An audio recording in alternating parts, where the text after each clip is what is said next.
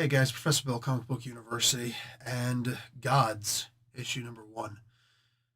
This book was actually sent to me about a month ago. I read it. I didn't even bother rereading it.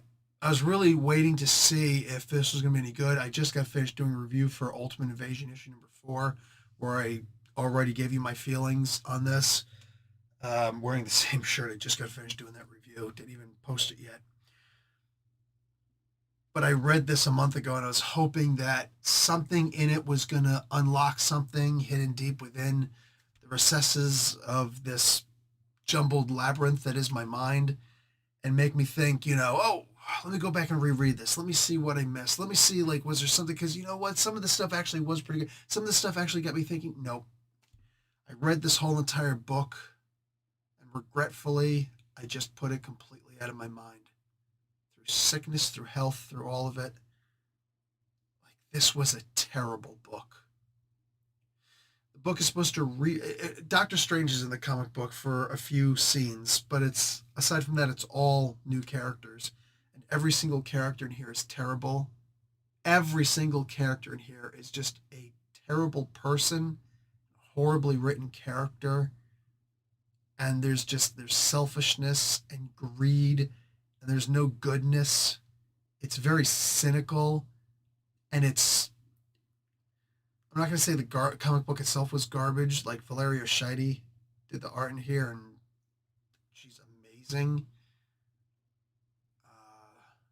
Some of the art in here was actually really good. Some of it not so good, but it's what you get when you have like an 80-page book or something like that. This book was just entirely forgettable, and that's good because if they're planning on changing the cosmic Marvel universe, we're better off forgetting that this book ever existed. I mean, even Al Ewing can't change the cosmic Marvel universe, right? He tried it with Galactus. He really shouldn't have. It was a good idea for a bit, but then it was like, but that doesn't that defy what Jack Kirby originally created Galactus to be? I mean, Stan Lee overarching, but I mean, Jack Kirby was the main instrument in creating the Marvel Universe. The higher order of the Marvel Universe was actually Steve Ditko. He's the one who created Eternity and the Living Tribunal. Um, After that, I'd probably say it'd have to be Jim Starlin. I mean, the guy who created the Inbetweener and all these other characters. He created Thanos. There's so much that he did. It was just like absurdly amazing. And then you have people like Roy Thomas, who has read more books than probably anybody in existence when it comes to fantasy books, like the entire Cthulhu mythos, the entire Robert E. Howard set of series. Like when he created Red Sonja, that's not the character that Robert E. Howard created. Robert E. Howard created a character, Red Sonja, who is very much like Solomon Kane, another one of his characters. And Roy Thomas was like, nah, she'd be way better off as a Conan character. And sure enough, he was right. Very popular character. Try buying that first appearance. You know what I'm saying? Conan number 23, I think it is. Uh, Forget about it. Roy Thomas, I think, did more to create the universe than anybody except for those previous three I mentioned, and Stan Lee, of course.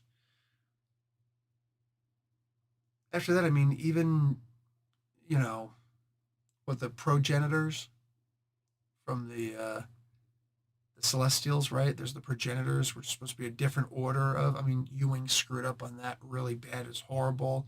We'd rather just forget it, and it's really upsetting when he brings them back or anybody talks about them again because we're just not interested because it was just such a horrible idea. And Ewing is just one of the greatest writers out there. But let's be realistic. Tampering with the cosmic order of the Marvel Universe, it just doesn't work. I think Zub and Ewing and was it Mark Wade? I think they gave it a shot together by with the first Firmament and all that other stuff. Actually, that was also Ewing, but with Knox and all that stuff, just like there's a lot of people who tried and they've just failed horribly. Never panned out well. I think that the Marvel Universe has been established, and I think that we're all, for the most part, happy with it. I think that the cosmic order of the Marvel Universe, while extremely complicated and some things do clash with other things, I think at the end of the day, it's far better written than the DC Universe's cosmic universe. I know there's some DC fans out there who are going to flip out completely, but I am trying to be objective. I genuinely am. I get it, the 8 different pockets of reality that make all. Basically, instead of a holy trinity, there's a holy octuplet, octuple thing. Yeah, uh, honestly, like it's. I'm not saying it's not beautiful. It is, and Kirby had a lot to do with the creation with the new gods and all those. Also, like so, I'm not saying it's bad. I'm just saying I don't think it's on par with the Marvel cosmic universe. I think Marvel just has it down to such an incredible T where everything just rests in this incredible balance. And the most terrifying thing you could do is to even threaten to upend that cosmic balance. I just think that it's pure genius.